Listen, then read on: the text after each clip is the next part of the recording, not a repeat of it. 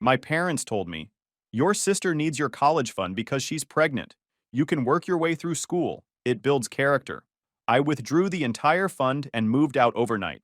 5 years later, they called begging for help. Because sister drained their retirement, I sent them a coupon for character building classes and blocked the number. Hey Reddit, ever been the responsible kid who did everything right, only to watch your screw up sibling get rewarded for doing everything wrong? Yeah, that was my entire childhood. But when my parents tried to steal my college fund to bail out my pregnant sister, I taught them a lesson in consequences they'll never forget. Buckle up, because this gets satisfying. So I'm Riley, 23 male, and I've got a sister named Ashley, 26 female, who's been the golden child since the day she learned to fake cry on command. I'm talking Olympic-level manipulation skills from the age of 5. Kid could turn on the waterworks faster than you could say, it's not fair. And suddenly I'd be the bad guy for existing. Growing up, the favoritism was so obvious, it would have made a sitcom writer blush. Ashley wanted dance lessons? Mom immediately signed her up for the most expensive studio in town, bought her 3 different leotards, and attended every single recital like she was watching prima ballerinas at Lincoln Center. I asked for guitar lessons once and got told, maybe next year. A next year that somehow stretched into never. When Ashley was 16, she crashed Mom's car into a mailbox because she was texting her boyfriend while driving. You know what my parents said? These things happen, sweetie. That's what insurance is for. I came home 10 minutes past curfew from my shift at the auto shop, where I worked weekends, and got grounded for 2 weeks for being irresponsible and disrespectful. The double standards were absolutely insane. Ashley would bail on family dinners to hang out with friends, and it was fine because she's so popular, we should be proud. I'd skip one Sunday dinner because I had to cover someone's shift at work, and suddenly I was abandoning the family and didn't understand priorities. Here's the thing, though. I figured out pretty early that complaining about the favoritism just made me look petty. So I kept my head down, worked hard, and became the kid who didn't need anything from anyone. Got straight A's without help, worked part-time jobs since I was 15, saved every penny, learned that self-reliance was the only reliable thing in life. My parents loved telling people about their 2 completely different kids. Ashley was the social butterfly who lit up every room. Translation: she partied constantly and barely passed her classes. I was the serious one who was so focused on school. Translation: I had my head screwed on straight and actually gave a crap about my future. The funny part? They said it like it was just a personality difference, not a direct result of how they'd raised us. Ashley never learned consequences because she never faced any. I learned consequences were inevitable, so I might as well stay ahead of them. By senior year of high school, our paths were pretty set. Ashley was squeaking by with C's and D's, skipping class to hang out with her burnout boyfriend Corey. Yes, that's his real name. And yes, he was exactly what you're picturing. I was pulling a 3.9 GPA while working 20 hours a week at Henderson's Auto Repair. The shop owner, Mr. Henderson, was this gruff 60-something Vietnam vet who ran the place like a military operation. He scared most of the high school kids who tried to work there. But I loved it. No BS, no excuses. You either did the work right, or you did it again until you got it right. You're one of the good ones, he'd tell me while we were replacing brake pads or rotating tires. Most kids your age can't show up on time, let alone actually work. Coming from him, that was basically a hug. The money I made there went straight into my college fund. Well, not straight. First it went into my bank account, then I'd transfer it to the 529 college savings plan my grandfather had set up for me when I was born. See, Grandpa Jim was the only one in the family who saw through my parents' BS. He was my mom's dad, this retired engineer who believed in rewarding actual effort instead of potential. When I was born, he opened a college fund in my name. Every birthday and Christmas, instead of toys, he'd deposit money into it. Your parents mean well, he told me once when I was about 14, but they confuse helping with enabling. You're going to need this when the time comes. He was right. By the time I graduated high school, between Grandpa's contributions and my own deposits from work, that fund had about $42,000 in it. Not enough to cover 4 years at a fancy private school, but enough to get me through a state university without drowning in debt. I'd been accepted to state university with a partial academic scholarship. Between the scholarship, my college fund, and working part-time, I'd be able to graduate debt-free if I was careful. That was the plan. That was always the plan. Ashley's plan, on the other hand, seemed to involve failing community college after 1 semester, and then working a string of retail jobs she'd quit whenever she got bored. Last I'd heard, she was working at some boutique in the mall, mostly so she could use her employee discount. But here's where things get interesting. About 3 weeks before I was supposed to leave for college, Ashley shows up at a family dinner with Corey in tow, looking nervous as hell. Mom's making pot roast, Dad's pretending to care about the baseball game on TV, and I'm just trying to eat my food in peace before my evening shift. Ashley clears her throat like she's about to announce she won the lottery. So, we have some news. The table goes quiet. Even Dad mutes the TV. We're pregnant, Ashley squeals, grabbing Corey's hand like they'd just gotten engaged to royalty instead of knocked up at 26 and 27 respectively. Mom's face does this weird thing where she tries to look happy and horrified at the same time. Dad just stares at his pot roast like it might have answers. I keep eating because, honestly, I saw this coming from a mile away. That's wonderful, honey, Mom finally manages, her voice hitting that high-pitched tone she gets when she's trying to convince herself of something. This is such a blessing. Right, honey? She kicks Dad under the table. Yeah, blessing. Great. Dad's still processing. You can practically see the calculator running behind his eyes, tallying up how much this is about to cost him. Corey, to his credit, looks appropriately terrified. We're really excited, he says, voice cracking slightly. It's gonna be great. I'm sitting there thinking about how Corey works at a cell phone kiosk in the mall, and Ashley can't hold a job for more than 4 months. These two can barely take care of themselves, let alone a whole human being. But pointing that out would make me the bad guy, so I keep my mouth shut and focus on my green beans. The dinner devolves into the logistics of it all. Where are they going to live? Ashley's apartment is a studio that barely fits one person. How are they going to afford baby stuff? Have they thought about health insurance? What about childcare when the baby comes? Every question gets the same vague answer. We'll figure it out. The universal phrase of people who have never figured anything out in their entire lives. I finish dinner, excuse myself, and head to work. While I'm rotating tires and doing oil changes, I'm thinking about how this is going to play out. I've seen this movie before. Ashley gets in over her head. My parents rush in to save her, and somehow I'm expected to be understanding and supportive while they drain their resources keeping her afloat. What I didn't expect was them coming from my college fund. 2 days later, my parents call a family meeting. In my house, family meetings were never about anything good. They were always about someone needing something from someone else. Usually me needing to be more understanding about whatever Ashley's latest drama was. I come home from my shift at Henderson's to find them sitting in the living room with those serious faces people put on when they're about to ask for a kidney. Riley, sit down, Dad says, gesturing to the armchair across from them. We need to talk about Ashley's situation. I sit, already knowing where this is going, but hoping I'm wrong. Mom jumps in with her rehearsed speech. Your sister is going through a very difficult time right now. She's going to be a mother, and that's a huge responsibility. She needs support, not judgment. Cool. When do I get support for busting my behind for the past 5 years? Dad takes over. The thing is, a baby is expensive. There's the hospital bills, the nursery furniture, diapers, formula, clothes, pediatrician visits. It adds up quickly. Okay, I say slowly, still waiting for the other shoe to drop. Mom reaches over and pats my hand, like I'm about to receive devastating news. We've been thinking, and we believe the best solution is for Ashley to use your college fund to help get her settled with the baby. I just stare at them. Surely I misheard. Surely my parents did not just suggest stealing my college fund to pay for my sister's consequences. Excuse me? Now, before you get upset, Dad starts, doing that calm hand gesture like he's negotiating with a hostage taker. Hear us out. Ashley needs this money now. You, on the other hand, you're smart. You're capable. You can work your way through school like plenty of students do. It builds character. Builds character. They want to steal my college fund, and they're framing it as doing me a favor. That's my money, I say, my voice remarkably steady considering the rage building in my chest. Grandpa Jim set that up for me. I've been contributing to it since I was 15. That's for my education. Mom's eyes get watery, her signature move. Riley, please don't be selfish. Your sister needs help. This is what family does. We help each other. Help each other? When exactly has Ashley helped me with anything? That's not the point, Dad says sharply. The point is, she needs this now. You can get student loans like everyone else. You'll be fine. The audacity is honestly impressive.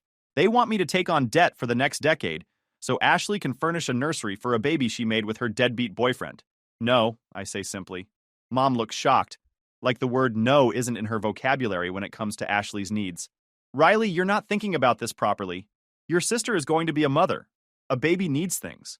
You're young. You have your whole life to pay off loans. And she's older than me. She's had her whole adult life to not get pregnant by someone who can barely afford his own rent. This isn't my problem to solve. Dad's face turns that special shade of red that means he's about to lose it. You will help your sister. We're your parents, and we're telling you this is what's happening. No, it's not. The fund is in your name, but we're your parents. We can access it on your behalf until you're 25, Mom says, and I can tell she's been practicing this line. Here's what they didn't know. Grandpa Jim was smarter than all of them combined.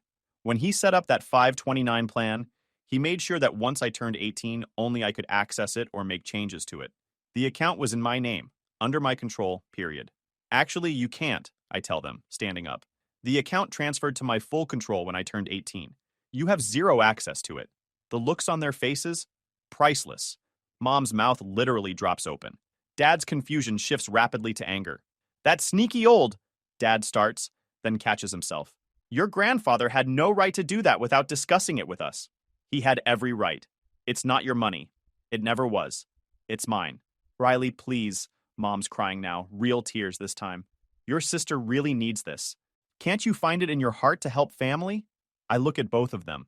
These people who spent my entire childhood showing me exactly where I ranked in their priorities, now asking me to sacrifice my future for the sister who never once had to sacrifice anything.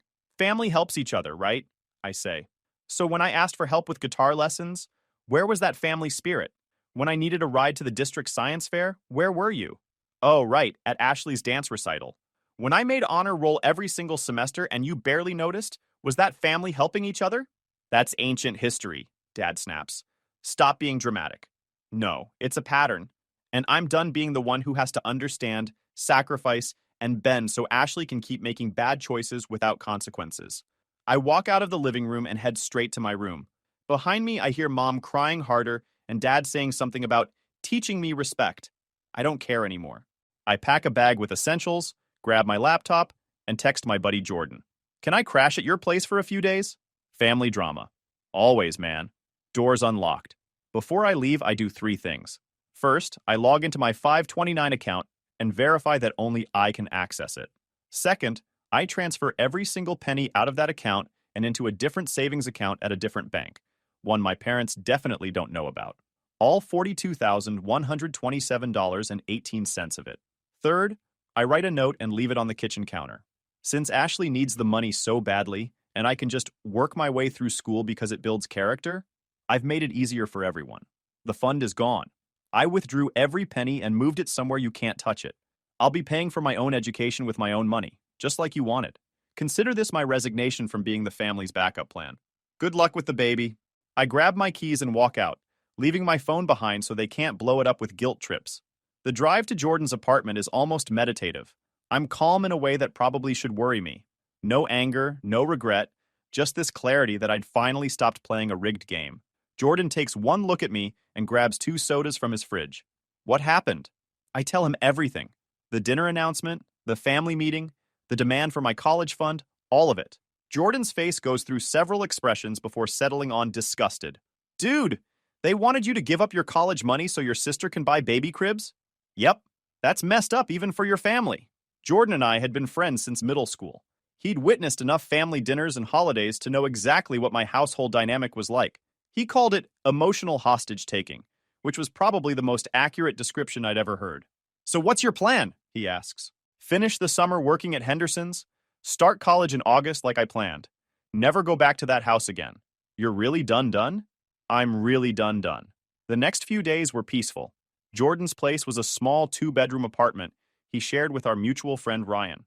They'd both graduated the year before and were working full-time while taking classes at community college.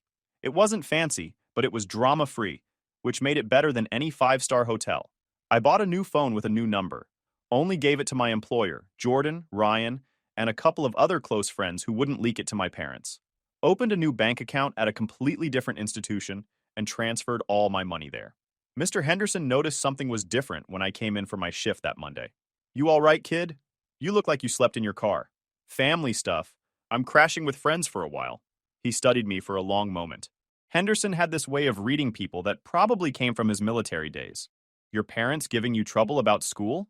Something like that. He nodded slowly. When I got back from Vietnam, my old man wanted me to take over his hardware store. Had my whole life planned out. I joined the army instead, and he didn't talk to me for 2 years. Did he ever come around? Eventually. Took him a while to realize I wasn't asking permission to live my life. He clapped me on the shoulder. Sometimes the best thing you can do for family is show them you're not their property. Now get to work. Those brake pads aren't going to replace themselves. Working kept me sane. Between my shifts at Henderson's and picking up odd jobs fixing cars for people in the neighborhood, I was banking serious money. By the end of summer, I'd saved another $6,000 on top of my college fund. Not bad for 3 months. I found out through Jordan's sister, who was friends with Ashley on social media, that my parents were losing their minds trying to find me. They'd gone to Henderson's auto repair, but Mr. Henderson had told them I'd quit. I hadn't, and he didn't know where I'd gone. They'd tracked down a few of my friends, but everyone played dumb. Ashley apparently had a meltdown when she realized the college fund was actually gone. Posted some long rant on social media about selfish family members and being abandoned in her time of need. The comments were mostly her friends agreeing that I was horrible, mixed with a few people pointing out that maybe she should have thought about finances before getting pregnant. My mom tried calling every single number she had for me. They were all disconnected or belonged to people who had no idea where I was. Dad apparently threatened to report me as a missing person, but I was 18 and legally allowed to leave, so that went nowhere. The only person who knew the whole truth was Grandpa Jim. I'd driven out to his place one Saturday to explain everything. He lived about an hour away in this small house he'd built himself back in the 70s. I found him in his workshop, working on some kind of wooden birdhouse with his usual meticulous precision. Wondered when you'd show up, he said without looking up from his sanding. Your mother's called me 6 times this week asking if I knew where you were. What did you tell her? That you were an adult making adult decisions, and I wasn't your keeper. He finally looked up at me. They tried to take the college fund, didn't they? How did you? Because I know my daughter. Smart woman in a lot of ways, but she's got a blind spot the size of Texas when it comes to Ashley. Always has. He set down his sandpaper. You moved the money? Every penny. New bank, new account, completely separate. He smiled, and it was the first genuine approval I'd felt from anyone in my family in months. Good. I set that fund up for you because I knew you'd actually use it for its purpose. Ashley's situation isn't your emergency. Mom said family helps family. Family does help family. But help means supporting someone through a challenge, not enabling them to avoid consequences. He gestured to his workshop. I taught your mother and her brother how to use tools, how to fix things, how to be self-sufficient. Your Uncle Dan used those skills to build a career as a carpenter. Your mother used them to, well, she knows how to hang pictures at least. Point is, I gave them the same tools. What they did with them was their choice. We talked for hours that day. He told me stories about his own parents, about learning hard lessons, about the difference between helping and hurting. When I left, he handed me an envelope. Don't open this until you're moved into your dorm, he said. Inside was a check for $5,000 and a note. For textbooks, furniture, or whatever else you need. Proud of you for standing your ground. Love, Grandpa. I cried in my car for 10 minutes before driving back to Jordan's place. August came faster than I expected. Move-in day at State University was chaos in the best way possible. Freshmen everywhere, parents helping carry mini fridges and desk lamps, that mixture of excitement and terror that comes with starting something completely new. I moved into my dorm alone. No family, no parents taking pictures, no one crying about their baby leaving home. Just me, my stuff, and my future. And honestly, it was perfect. My roommate was this kid named Blake from California who'd somehow ended up at a Midwest university. Cool guy, pre-med, obsessed with hiking and rock climbing. We got along immediately. No parents helping you move in? He asked as I hauled my last box up the stairs. Nah, they couldn't make it. Easier than explaining the truth. College was everything I'd hoped it would be. I'd declared a major in automotive engineering. Figured I might as well turn my years at Henderson's into an actual career. The classes were challenging but manageable. Made friends easily. Joined a club focused on restoring classic cars. Started dating this girl named Avery from my engineering class, who thought it was attractive that I could rebuild a transmission. I picked up a part-time job at a local auto shop near campus. The owner, Frank, was this old-school mechanic who appreciated that I actually knew what I was doing.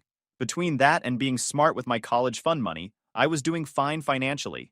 No debt, no stress, no family drama. The first semester flew by. I called Grandpa Jim every Sunday, sent him pictures of projects I was working on in my engineering classes. He'd send back feedback and encouragement, usually ending with, "Keep making me proud, kid."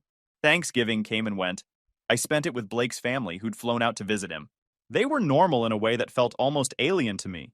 Parents who treated their kids like individuals, siblings who actually seemed to like each other, dinner conversations that didn't devolve into guilt trips or manipulations.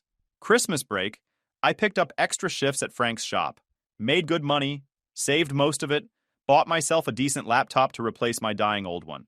Didn't go home, didn't call, sent Grandpa Jim a card and a photo of my fall semester report card. Straight A's. His response: "This is what happens when you invest in yourself instead of other people's bad decisions. Proud of you." I heard through the grapevine, Jordan's sister's social media stalking, that Ashley had her baby right before Christmas. A girl. She named her something trendy that I immediately forgot. The photos showed Ashley and Corey looking exhausted and overwhelmed, my parents hovering in the background of every shot, clearly doing most of the actual baby care. Mom apparently spent the holidays posting passive-aggressive Facebook statuses about family members who abandon their loved ones during important times, and the true meaning of family loyalty. Several relatives commented asking where I was, and Mom would respond with vague answers about me being busy with school and going through a phase. A phase. Like standing up for myself was the equivalent of teenage rebellion that I'd grow out of once I came to my senses. Jordan sent me screenshots sometimes. We'd laugh about the delusion. Ashley posted constantly about single mom life, even though she had Corey and our parents both helping, and how you find out who your real family is when times get tough. The irony of her complaining about people not helping after trying to steal my college fund was apparently lost on everyone but me. Spring semester was even better than fall. My GPA stayed strong, I got promoted to lead mechanic on weekends at Frank's shop, and Avery and I were getting serious. Life was good in a way it had never been before. That summer, I didn't go home. Got an internship with a manufacturing company that made automotive parts. The pay was decent, the experience was valuable, and it meant staying far away from my family and their drama. This pattern continued. Sophomore year, junior year, senior year. I went home exactly 0 times. Spent holidays with friends, with Avery's family, or sometimes just alone in my apartment. I'd moved off campus after freshman year with 3 other engineering students. Worked internships every summer. Graduated with honors and a 3.87 GPA. Job offers from 3 different automotive companies. In those 4 years, my parents tried to contact me maybe 15 times. Always the same theme. When are you going to stop this silly grudge? Ashley really needs her brother right now. It's time to let go of the past and be family again. Never an apology. Never acknowledgement of what they'd tried to do. Just demands that I get over it and come back so things could return to normal. Grandpa Jim came to my graduation. Sat in the audience with Avery's parents, cheered when I walked across that stage, took me out to dinner to celebrate. He was 82 years old and drove 4 hours just to watch me get my diploma. "Your mother called me last week," he said over steaks that night. "Wanted to know if I was going to your graduation. I told her I wouldn't miss it for the world. She asked if she could come with me. What did you say?" I asked her if she'd even bothered to find out when or where graduation was. She hadn't. He cut into his steak. "Riley, I'm not going to tell you how to handle your parents. That's your business. But I will say this. In my experience, people who refuse to acknowledge their mistakes will just make the same ones again." I thought about that a lot over the next few months. Started my first real job as an automotive engineer at a company that specialized in electric vehicle components. Good salary, great benefits, actually excited to go to work every morning. Moved into my own apartment, a real adult apartment with furniture I picked out and walls I could paint whatever color I wanted. Avery and I got engaged. She was finishing up her master's degree in mechanical engineering. We were talking about buying a house in a few years, maybe starting a family eventually. Normal adult life stuff. And I didn't think about my parents or Ashley at all. They were just people I used to know. Characters from a past life that had nothing to do with my present. 5 years after I'd walked out of that house, everything changed. It started with a friend request on LinkedIn. Ashley. I ignored it.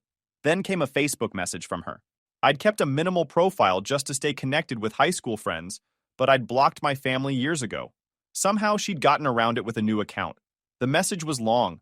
Something about hoping we could reconnect, and too much time has passed, and families shouldn't stay apart like this. I deleted it without reading the whole thing. 2 days later, I got a call at work. The receptionist patches it through before I can stop her. "Riley Morrison, this is your mother." I should have hung up immediately. Instead, curiosity got the better of me. "What do you want?" Her voice was different. Older, tired. "Riley, please don't hang up. I need to talk to you. It's important." If this is another guilt trip about Ashley, it's not about Ashley. Well, it is. But can we please just meet? Just once? I promise I'll leave you alone after if that's what you want. Something in her voice made me hesitate. Not the manipulation I was used to, but actual desperation. Against my better judgment, I agreed to meet her at a coffee shop near my office. Neutral territory, public place, easy escape route if needed. She'd aged more than 5 years should account for. Hair grayer, more lines around her eyes, shoulders slumped in a way that suggested she was carrying weight that wasn't physical. We sat down with our coffees in awkward silence. She kept opening her mouth to speak, then stopping, like she'd rehearsed this but forgotten her lines. I'm not giving you money, I said finally, cutting through the tension. Whatever this is about, if it involves money, the answer is no. She flinched. That's fair. I deserve that. That threw me off. In all my years growing up, I'd never heard my mother admit she deserved anything negative. Your father and I are in trouble, she said quietly. Financial trouble. Bad trouble. We might lose the house. Okay, I said carefully. And you want what from me? I'm not asking for money. I just wanted you to hear this from me before you heard it from someone else. She wrapped her hands around her coffee cup. Ashley has been living with us since her daughter was born. She and Corey split up about 8 months after the baby came. She moved back home, temporarily, and never left. That's unfortunate, but not my problem. I know it's not. I'm not asking you to fix it. I'm just trying to explain what happened. She took a shaky breath. Over the past 5 years, Ashley has been taking money from us. A lot of money. At first, it was for the baby. Diapers, formula, doctor visits, things like that. But then it became everything. Daycare, preschool, clothes, toys, activities. Every month there was something new she needed. I waited. There had to be more. We didn't realize how much it was adding up to. Your father and I were both still working, and we thought we were helping, being good grandparents and parents. But Ashley wasn't just taking what we gave her. Mom's hands were shaking now. She had access to our bank accounts to pay for things for the baby. We thought we could trust her. She was taking out cash, buying things we didn't know about, using our credit cards and then paying only the minimums. How much? I asked. Over 5 years? She looked at her coffee. About $180,000. I actually laughed. Couldn't help it. You gave Ashley $180,000? We didn't give it to her. She took it. Most of it we didn't even know about until last month when your father got called into HR. The company's downsizing. He's being forced into early retirement. When we sat down to look at our retirement accounts to figure out our finances, she trailed off. Let me guess. Empty? She nodded. She'd gotten access somehow. Took nearly everything. We still don't understand how she did it technically, but the money's gone. When we confronted her, she said she needed it to provide for her daughter, and that we should have been supporting her better anyway. The audacity of this woman. My sister, not my mother. Though honestly, the apple didn't fall far from the tree. That's unfortunate, I said again. But I still don't understand why you're telling me this. Because I realize now what we did to you was wrong. Her eyes were watering. We tried to take your college fund for Ashley, and when you wouldn't let us, we told ourselves you were being selfish. But you weren't selfish. You were protecting yourself from becoming this. She gestured vaguely at herself. We enabled Ashley her entire life, and now we're broke and about to lose our home because we never taught her that actions have consequences. I waited for the ask, the plea for help, the guilt trip about letting them become homeless. It didn't come. I'm not asking you to help us, she said quietly. I'm asking you to learn from our mistakes. Don't let anyone, not even family, take advantage of your hard work and success. You were right to leave. You were right about everything. She stood up, left a $10 bill on the table for the coffees, and walked out. I sat there for another 20 minutes, processing what had just happened. An apology, an actual admission of guilt. After 5 years of radio silence and occasional attempts at manipulation, my mother had actually acknowledged she was wrong. It felt weird. Not satisfying exactly, but something. I went back to work, told Avery about it that night over dinner. So what are you going to do? She asked. Nothing. It's not my problem. A week later, Dad called my work line. The receptionist patched him through before I could stop her. Riley, it's Dad. What do you want? Your mother told you about our situation. We need help. I know you said no money, but we're about to lose everything. The bank's foreclosing in 30 days. That's unfortunate. Riley, please. We're your parents.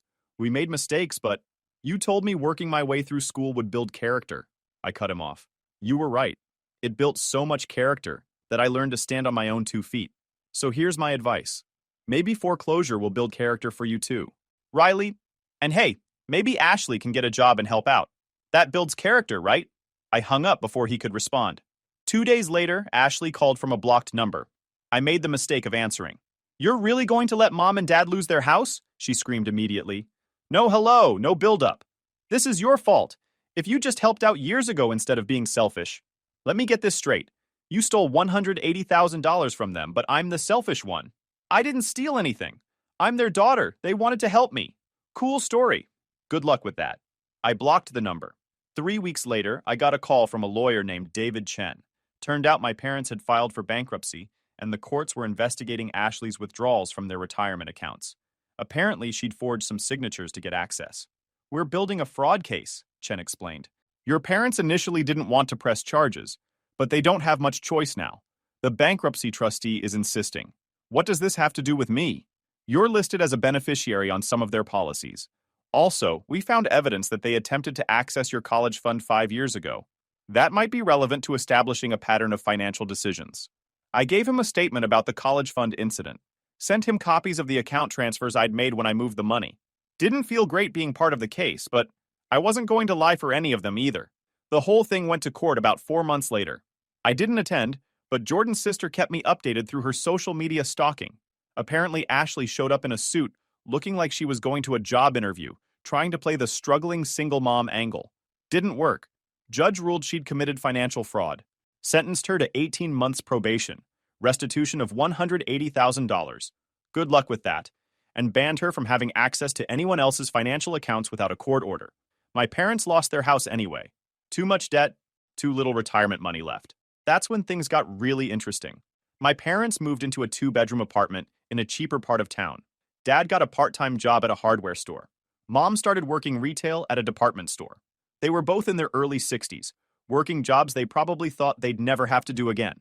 Ashley had to get an actual job. 2 jobs, actually. Morning shift at a coffee shop, evening shift at a grocery store. Her daughter was in public school now, and Ashley was learning what it felt like to work for every dollar. I heard all this through the grapevine. Didn't reach out, didn't offer help, just watched from a distance as they dealt with the consequences. About 6 months after the court case, I came home from work to find a package on my doorstep. No return address. Inside was a brochure for Building Financial Independence, a character-building course for adults, some community college program. There was a note from Mom. We're taking this class, learning what we should have learned decades ago.